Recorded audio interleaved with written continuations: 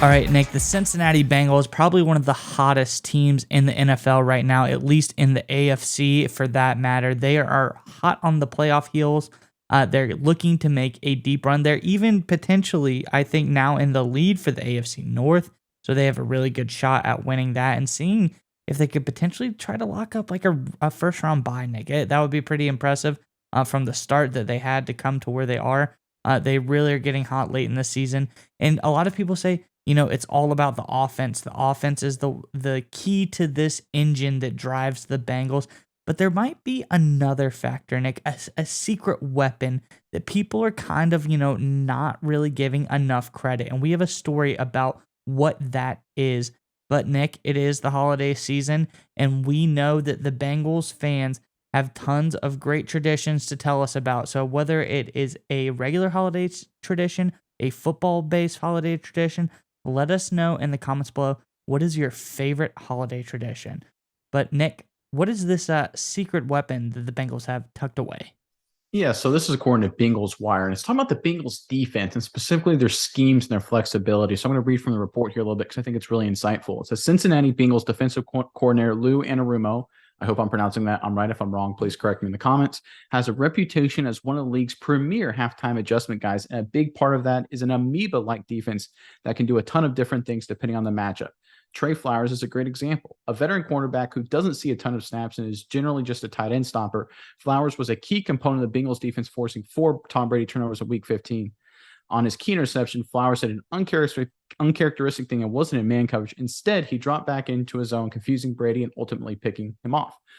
All right, Miles, and the report goes into a little more other examples of what Anarumo does from the defensive coordinator side and how he uses, different flexible adjustments and schemes to kind of throw people off the rhythm. And I think this is a really great point here that's kind of missed with the Bengals because people forget if you go back to last year, even the AFC Championship game, the Bengals beat the Chiefs and shut them out in the second half, basically. I think they only gave up a single field goal in the entire second half.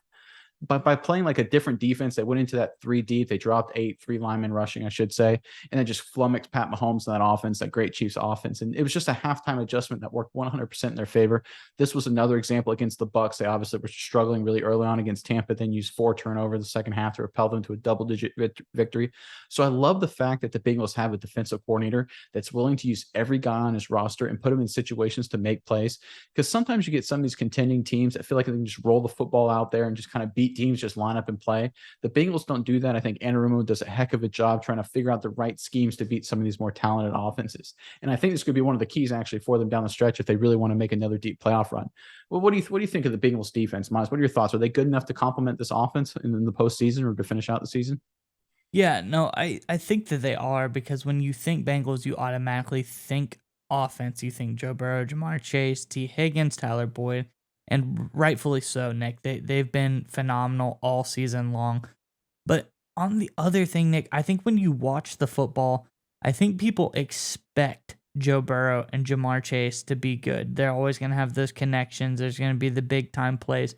But when you watch the Bengals play, the impressive part to me has been the defense and the ability to step up and make key stops and just really become a cohesive unit, Nick.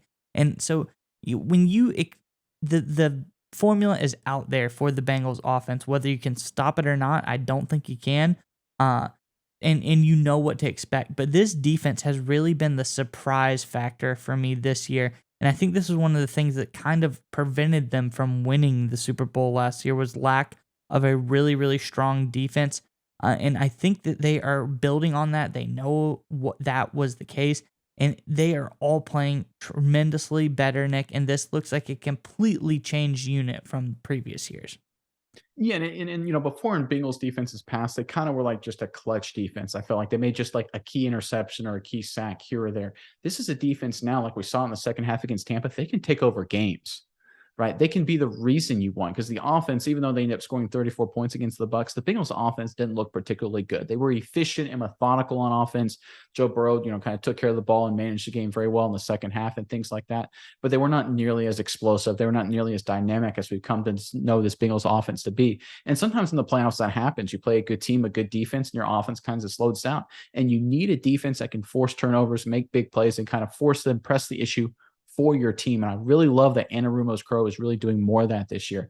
I feel like this is a defense that can actually carry this team in some circumstances instead of having the offense have to carry it. Because if you look at their big wins this year, right?